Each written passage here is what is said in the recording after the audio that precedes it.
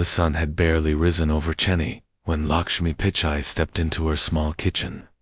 The morning air was quiet, broken only by the gentle hum of the ceiling fan and the soft clatter of metal cups.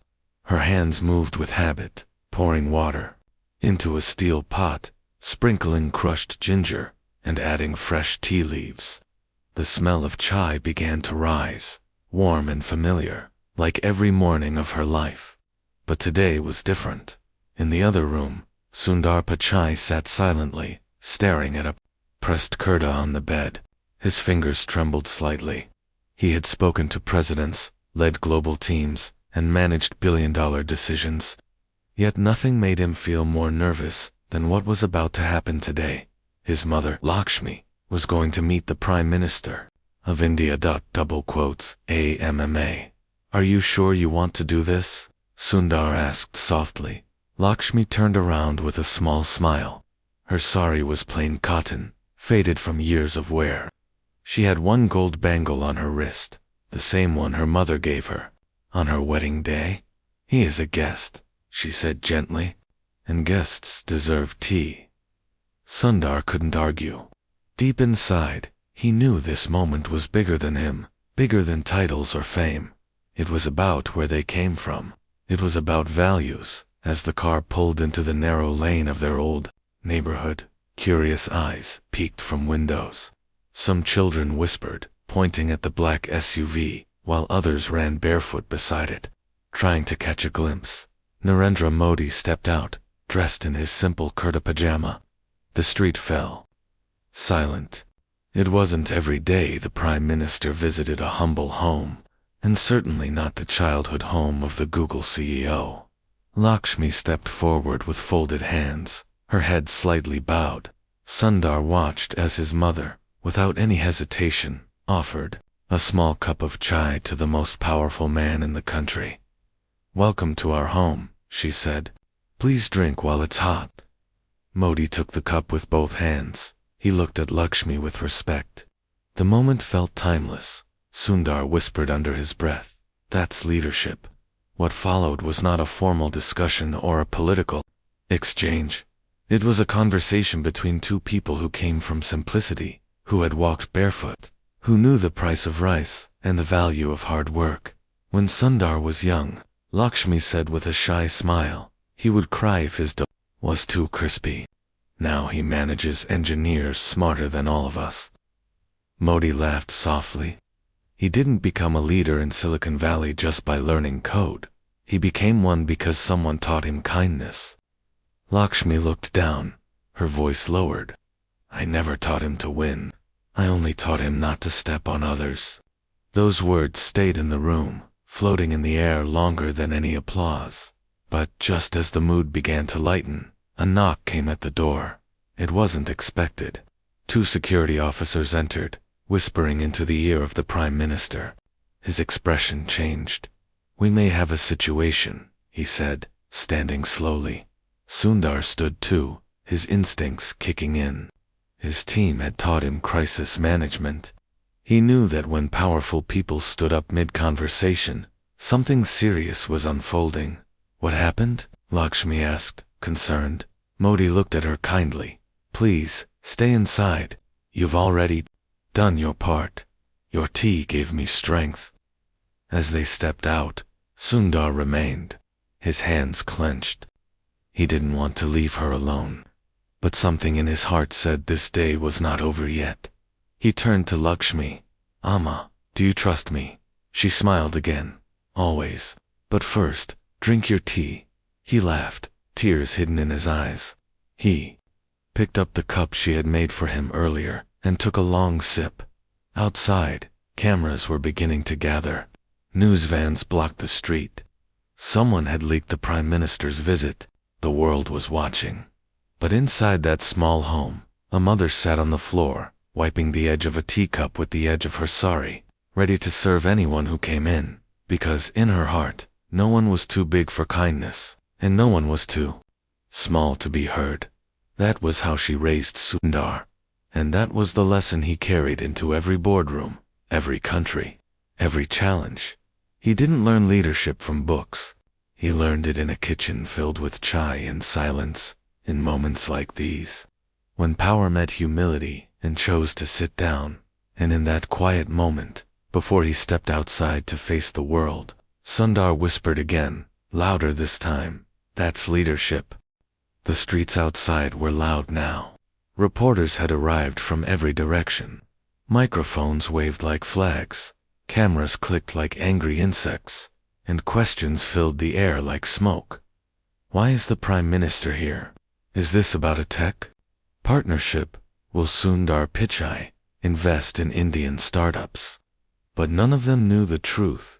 Inside the house, Lakshmi Pichai folded her sari pallu carefully and swept some fallen tea leaves under the table. She didn't care for cameras. She didn't even notice them. Her world was still inside that kitchen. One kettle, 2 cups, and the soft sound of boiling water. Outside, Sundar stood near the main gate, his hands behind his back. His phone buzzed again and again. Senior engineers, global press teams, stockholders, they all wanted answers. But Sundar had no answers yet. He was waiting. Just then, the door opened behind him. Lakshmi stepped out. "Don't stay in the sun too long, Kanna," she said. "You'll get dark." Sundar smiled gently. Even now, even with the world watching, his mother's worry was still about his skin turning dark. "Amma," he said, "you should go back in. It's chaos out here." Lakshmi shook her head. "If a storm comes to your door, you don't hide. You offer it water." Before Sundar could respond, another black SUV pulled up. Out came a man in a gray suit, eyes sharp, phone in hand, voice fast. "Mr. Pichai," he said breathlessly, "the Prime Minister has requested a closed-door briefing. Your presence is required." Sundar nodded, but turned to Lakshmi first. "I'll be back soon." She waved him off. "Don't worry about me." As the SUV pulled away, Lakshmi looked around at the press. Some cameramen were pointing at her. Whispering, she walked to them slowly. Some reporters lowered their cameras, unsure what to expect. Others didn't. "Are you Sundar Pichai's mother?" a young woman asked. Lakshmi nodded. "Yes." The reporter hesitated. "Can we talk to you?" Lakshmi didn't answer immediately. She looked at the girl's eyes. Not the camera, not the microphone, only the eyes. And what she saw was nervousness. Not hunger for headlines, but the fear of getting it wrong. "If you are thirsty, I can give you tea," Lakshmi said. The reporter blinked. "Sorry, I don't give statements," Lakshmi continued. "But I give tea." Confused but curious, the girl nodded. Lakshmi turned, and several others followed her inside. Soon the small house was filled again, not with politicians or tech giants, but with regular people holding paper cups of chai, sitting on the floor, leaning against walls, and Lakshmi, in her simple sari, walked among them like a calm wind. "Amma," someone whispered, "you're going viral." She turned, puzzled. "Viral? Is it a fever?" The girl laughed. "No, Oma, you're trending online. Everyone's talking about how you gave chai to journalists." Lakshmi looked down at her hands. "I didn't give it for talking. I gave it for silence." Meanwhile, in a private government building not far away, Sundar Pichai sat at a long wooden table across from Narendra Modi and a team of senior advisors. The mood was tense. A digital map was on the screen, blinking red dots, spread across key Indian cities. "This is not a security breach," one official said. "This is a digital invasion, and your team may be the only one who can stop it." Sundar leaned forward. "What are they targeting?" The answer came slow. "Our education databases, our farmer registries, health records. It's not about money, it's about control." For a moment, Sundar's mind went blank. Then one memory returned. His mother folding their electricity bill to save paper. "Oma," he had once asked, "why do you reuse paper?" And she had replied, "Because someone's handwriting is still on the back. Don't erase them just because you write new things." That thought grounded him. He turned to the Prime Minister. "I'll help," Sundar said, "but not from a distance. We need to build a team here, in India. Engineers, students, even village coders. And we'll start by protecting their names." Modi nodded. "Do what you must." But as they shook hands, another message buzzed on Sundar's phone. It was a photo, his mother. In her small house, surrounded by strangers, and every single one of them holding a paper cup of chai. His heart ached. Not with fear, not with worry, but with pride. The sari she wore today was older than some of the engineers at Google. The cups she used were not branded. The kitchen had no microwave, but what she gave none of them had ever received before: kindness, without agenda, service, without status. And now, across the internet, across television screens, across group chats, a single line was spreading like wildfire: a sari, a smile, and chai. Leadership from Lakshmi Pichai. When Sundar returned later that evening, the reporters were gone. The street was quiet again. He stepped inside. Lakshmi looked up and asked only one thing: "Did you eat?" Sundar sat on the floor beside her.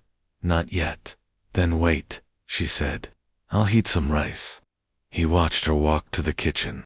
Again, the same steps, the same pot, the same soft clatter of steel. But the world had changed, and the woman who taught him everything, she hadn't.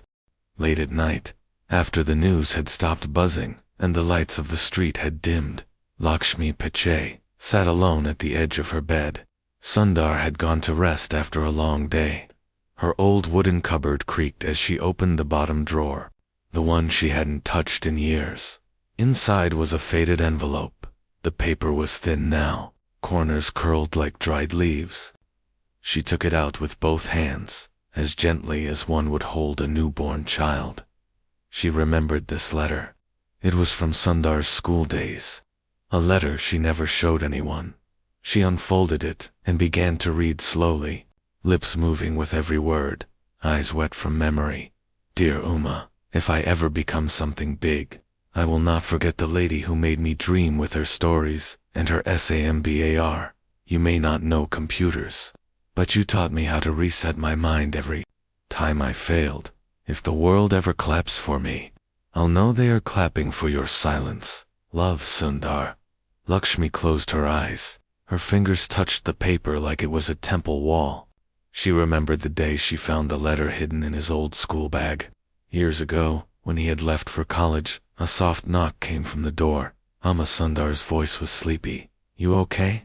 Lakshmi quickly folded the letter and slid it back into the drawer. "I'm fine, Kanna. Just thinking." "About what?" "About rice," she said. "We need to buy more tomorrow." He laughed. "I'll go early, promise." As the night deepened, another kind of storm was building, this time, not outside, but online. Videos of Lakshmi's chai moment were trending everywhere. But something strange had begun. A powerful investor from Silicon Valley had posted, "I'd follow any leader who was raised by Lakshmi Pichai." A school teacher from a remote village wrote, "I showed my students the chai video today. We all cried. Leadership doesn't wear suits. Sometimes, it wears cotton saris." And then, quietly, something else happened. A message arrived in inbox. From an old friend. "Forgotten, but not gone. Sundar, this is Ravi. Remember me? From class 9. I saw the video of your mother. I've been struggling for years. Lost my job, lost my hope. But after watching her, I don't feel broken anymore. If she can face the world with a cup of tea, maybe I can start again too." Sundar stared at the screen. He hadn't heard from Ravi in more than 20 years. They were friends once, but life had scattered them in different directions. And now, across the distance, a simple act of kindness had built a bridge back. That night, Sundar couldn't sleep, so he opened his laptop and started typing something personal, something big. It was a speech, not for a conference, not for shareholders, not for a press release.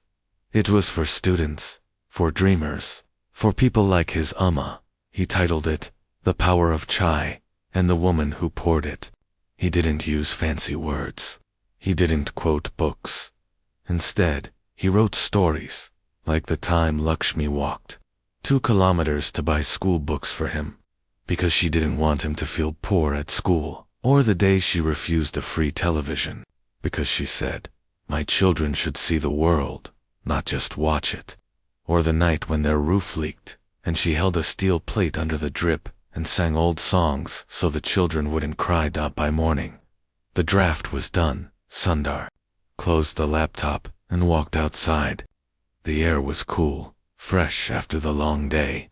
Birds had started chirping, and for the first time in months, he felt light again. Back in the kitchen, Lakshmi had already begun boiling water. "You didn't sleep?" she asked. "I had work." "You work too much. I wrote about you." Lakshmi raised her eyebrows. "Why?" "Because people need to know where real strength comes from." She smiled and poured him chai. "Then don't forget to tell them," she said, "that strength comes with sugar, not salt." Sundar laughed so hard, he spilled a bit of tea on his shirt. "Amma, go change," she said. "You're still my boy." Later that day, Sundar posted the speech online. He didn't add hashtag, he didn't promote it, he just pressed publish, and something unbelievable happened. The world listened across offices, schools, colleges, and homes. People watched and wept. Millions of views poured in. Leaders shared it. Teachers read it aloud. Parents hugged their children tighter. The video didn't go viral. It went human, and in a quiet home in Chennai. Lakshmi Pichai kept her drawer closed, her stories inside, and her stove warm.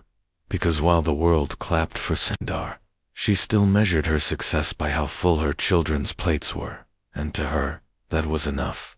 The next morning, Lakshmi Pichai was watering the small tulsi plant near the doorstep when she noticed a boy standing quietly near the gate. He looked about 12. His shirt was oversized and his slippers were worn thin. He wasn't begging. He wasn't speaking. He just stood there, staring through the iron bars. Lakshmi called out gently, "Do you want something, Kanna?"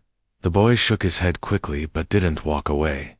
Lakshmi wiped her hands on her sari and stepped outside. "Are you lost?" The boy hesitated, then whispered, "Is this Sundar Pichai's house?" Lakshmi nodded slowly. "Yes, I saw your video," the boy said. "The one where you gave chai to the Prime Minister." Lakshmi smiled. That one. People do love tea more than truth sometimes." The boy looked down, unsure how to continue. Then, with a shaky breath, he pulled out a folded notebook from his pocket and held it out. "Can you give this to him, please?" Lakshmi took the notebook and looked at it. The cover was cracked, and the corners were chewed up. Inside were pages filled with sketches of machines, wires, and computers. Some of the drawings were rough, others detailed like blueprints. "Did you draw these?" she asked. The boy nodded. "I want to build things, but my school doesn't have computers. I only see them in books." Lakshmi placed her hand gently on his head. "What's your name?" "Manikandan," he replied.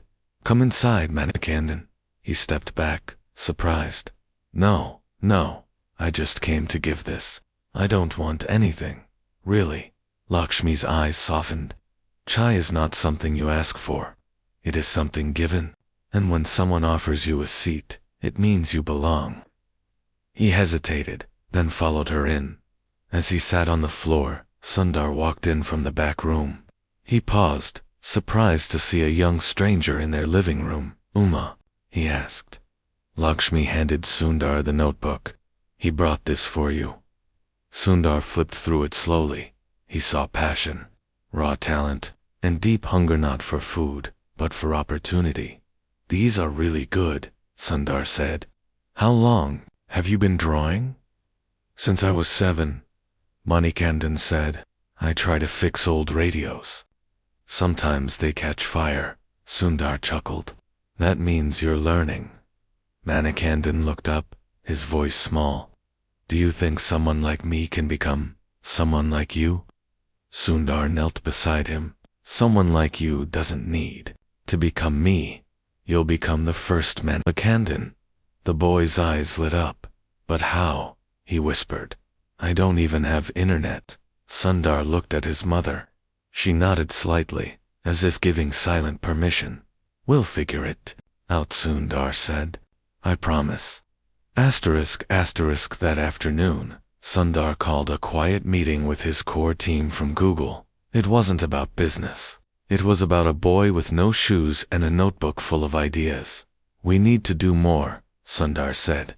Not just donations, not just speeches. Something real. One engineer asked. You mean, build new schools? No, Sundar replied. Find the ones that already exist. Small ones, forgotten ones. Give them tools. Give them access. Someone else asked, what will we call it? Sundar looked out the window, then back at the team. Call it Project Chai. ***. Within weeks, the first pilot began. 5 schools in rural Tamil Nadu received boxes filled with solar laptops, internet access, and a surprise letter signed by Sundar Pichai himself. This classroom is now your runway. Fly as far as your dreams can take you. News of the initiative spread fast, but what touched people even more was not the technology, it was the reason behind it. Interviewers asked Sundar why he started it. His answer was simple, because a boy at my gate believed he could build something, and I couldn't sleep until he had the tools. But while the world praised Sundar, Lakshmi remained calm, still serving tea to neighbors, still sweeping the small veranda, still writing grocery lists in her old notebook. One morning she found an envelope on the doorstep. No stamp, no name. Inside a short note, I saw your story. I'm not brave yet, but I'm trying. Thank you for showing us that silence can be powerful. There was no signature, just a drawing of a steaming cup of tea. Lakshmi tucked it away, in the same drawer where she kept Sundar's old letter. Meanwhile, Manikandan visited often now. Not as a guest, but as part of the family. Lakshmi gave him chores. Sundar gave him ideas. Together, they gave him hope. One evening, as they all sat together, Manikandan said shyly, I showed my notebook to my teacher today. He cried. Why? Lakshmi asked. He said he had forgotten why he became a teacher, until now. Lakshmi stirred the pot slowly. Sometimes, one cup of tea can wake up more than just sleep. It can wake the heart. Sundar smiled. Amma, you always find the right words. No, she replied. I only find the right moments. That night, as the family prepared to sleep, Sundar looked at the notebook again. The first page now had a new drawing. It showed a small house, a teacup, and 3 people sitting inside. 1 old woman, 1 tall man, and 1 barefoot boy. At the bottom was a line, written in crooked handwriting. This is where my dreams started. And Sundar whispered once again, under his breath, that's leadership. The sun was still hiding behind the clouds when Lakshmi Pichai stepped out to wash the front porch. It had rained lightly the night before, and the smell of wet earth filled the air. She moved slowly, bending gently, pouring water with care. The way she did everything in life with grace, not speed. Inside, Sundar sat at the dining table, staring at a blank paper. Not a screen, not a tablet, just paper. He had been invited to deliver a speech at India's National Leadership Summit, and this time, the audience wasn't just students or executives. It was everyone, from government ministers to small-town teachers, from foreign diplomats to village children. Everyone would watch. But Sundar couldn't find the right words. His mother noticed his silence as she entered. Still thinking, she asked. I don't want to say the wrong thing, Sundar replied. Everyone's listening this time. Lakshmi poured chai into 2 cups. She placed one in front of him and sat down. You're not afraid of speaking, she said. You're afraid of not being understood. He looked up at her. Double quotes, yes, he said quietly. Then speak like I speak, Lakshmi said, with no decoration, only feeling. Sundar smiled. Amma, they expect a CEO, not a tea seller's son. Lakshmi sipped her chai, then surprise.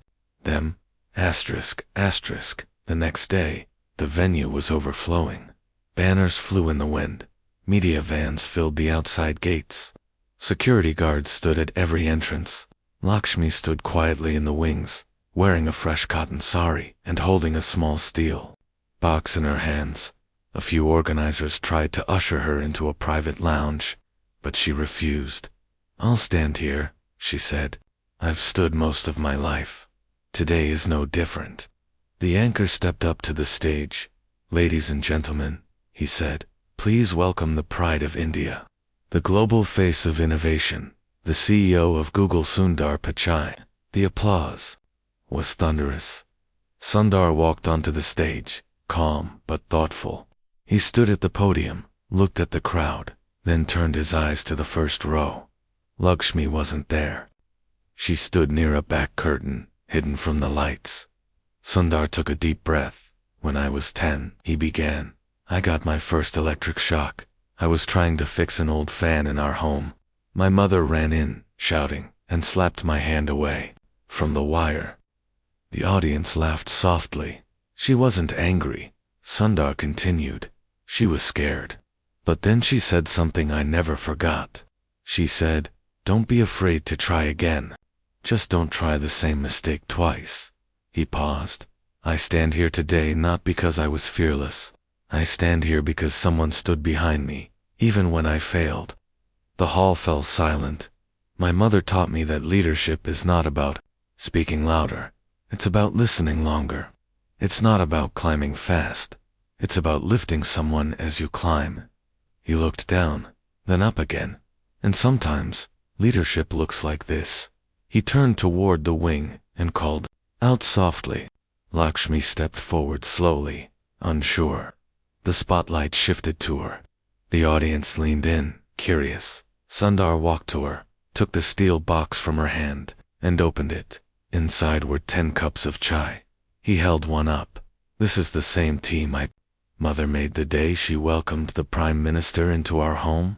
The same tea she gave to journalists, to strangers, to a boy at our gate. The crowd was completely still now. I didn't bring a business plan today.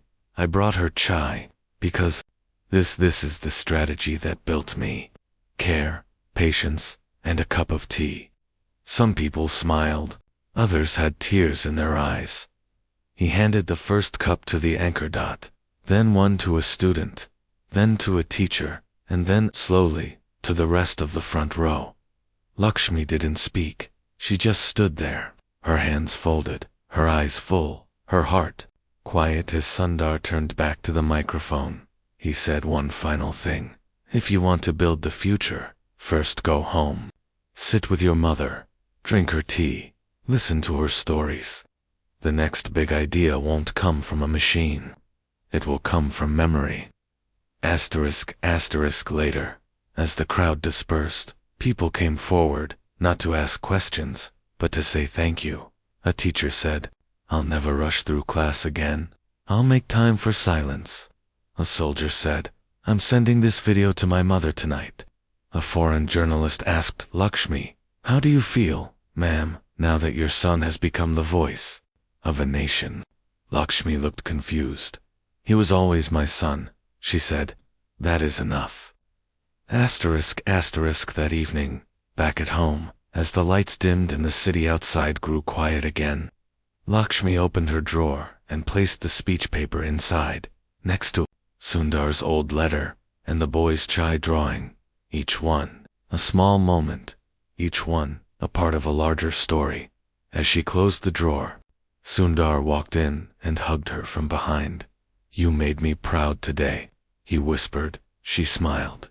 You made me tea, she replied, and they both laughed. In that laughter, no cameras flashed, no headlines appeared, but something deeper happened. The world had listened, and in their hearts, Thousands now believed that leadership could begin with nothing more than a soft voice, a strong mother, and a hot cup of chai.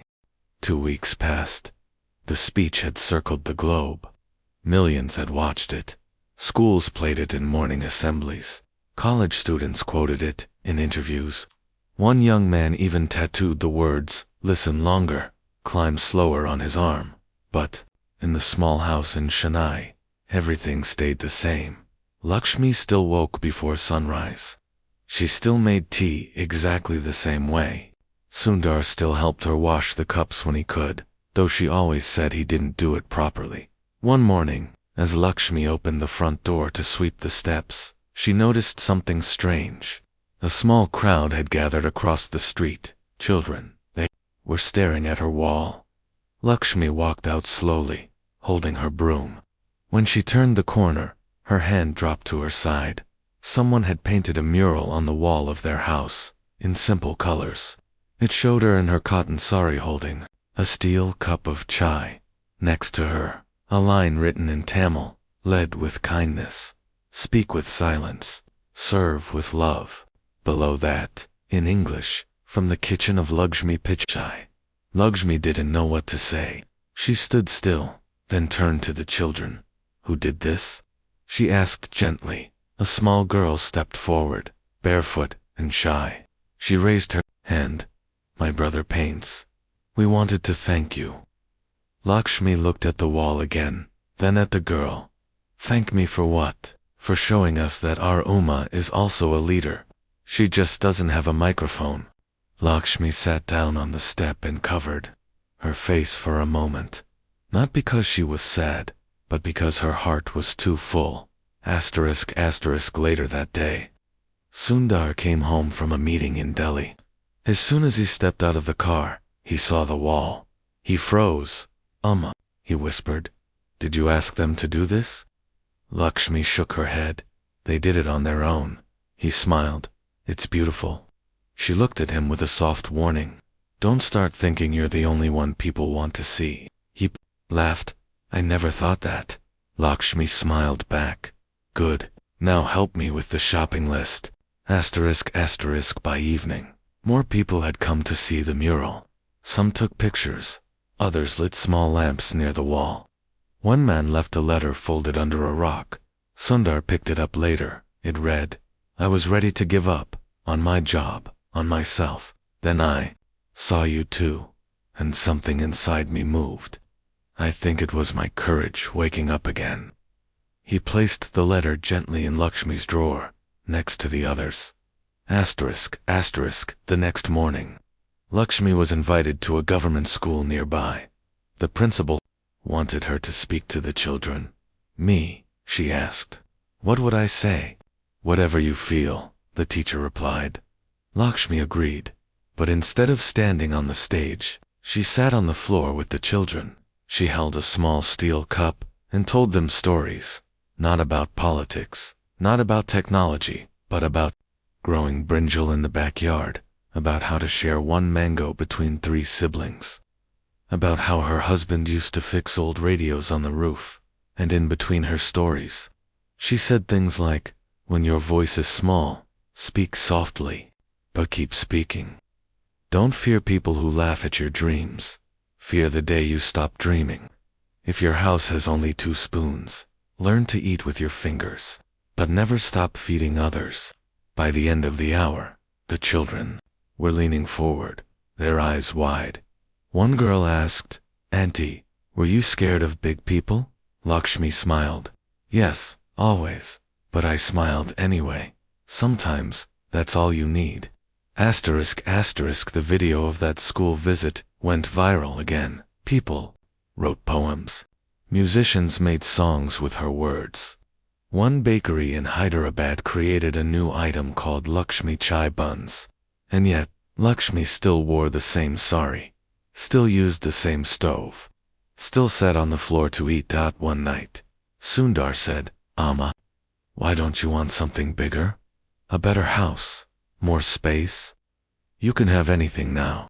Lakshmi looked around their little room, then pointed to the corner where she had kept her steel trunk since her wedding.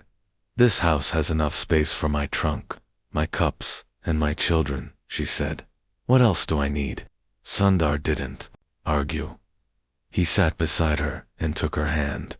You changed the world, Amma, he whispered. She shook her head. No, the world changed itself. I just boiled the water. Asterisk, asterisk, one last letter came a few days later. A short one, no name, no return address, just one sentence. You didn't just raise Sundar Pichai. You raised India's heartbeat. Lakshmi held the letter to her chest, and for the first time, tears ran down her face without shame. Asterisk, asterisk. The mural stayed on the wall. The tea never stopped boiling, and in homes across India and even beyond, mothers began to believe that they, too, had something more to give than silence, because now they had proof. A sorry, a smile, a cup of chai, and a son who whispered in front of the world. That's leadership. The rains came early that year. Monsoon clouds rolled over Chennai like thick waves of ink. Thunder growled gently in the distance. Inside the small house, Lakshmi Pichai was drying her only silk sari near the window. It was the same one she wore to her wedding. Old now, the threads were faded, but it still held something special. She turned as Sundar entered the room. Oma, he said softly, the president's office just called. Lakshmi looked up, her hand still holding the cloth. What do they want? She asked. They want you. Me. They're giving you an award for your impact, for what you've done without trying to do anything. Lakshmi smiled faintly. I didn't do anything. That's exactly why they want to honor you. Lakshmi folded the sari slowly. Will they serve tea? Sundar laughed. Probably not your kind. She shook her head. Then I will. Bring my own. Asterisk, asterisk, the day of the award ceremony arrived. It was held in Delhi, inside a large white hall covered in flowers and golden light. Leaders, scientists, artists, and teachers filled the room. Sundar walked beside his mother quietly, dressed in a simple kurta, at her request. No suits, no tie, just tradition. When Lakshmi's name was announced, the applause was soft at first, then louder as people stood. Sundar stepped back, letting her walk alone to the stage. As she stood there, her hands folded, the entire hall fell silent. The president handed her the medal. She looked at it for a moment, then took the microphone. What she said next was not written in any script, not prepared, not rehearsed, just spoken, from the same voice that had once sung lullabies beside a leaky roof. Asterisk, asterisk, I am just a mother, Lakshmi said, but mothers build the world, not with stone, not with power, but with hands that feed, and hearts that don't break, even when they are broken. She paused, eyes scanning the room. I did not teach my son to be a leader. I taught him to be kind. And kindness, when repeated enough, becomes leadership. A tear rolled down someone's cheek in the second row. Lakshmi continued, don't wait for a big stage to do small things. Don't wait for applause to be good. You don't need money to make someone feel seen. You don't need English to speak from the heart. And you don't need to be famous to be remembered. Silence fell again, deeper now. I only have one sorry that's worth anything. But I have enough stories to fill 100. And every story ends the same way. Share your chai. Share your time. And when the world forgets what real leadership is, remind them. She stepped back. The room stood as one. No claps. Just stillness. That kind of silence that wraps itself around the heart. Asterisk, asterisk. After the ceremony, reporters surrounded Sundar. One asked, what's the next step for you? A new company, new project. Sundar looked at his mother, walking ahead, holding the medal in her hand, but wiping sweat from her forehead with the edge of her sari.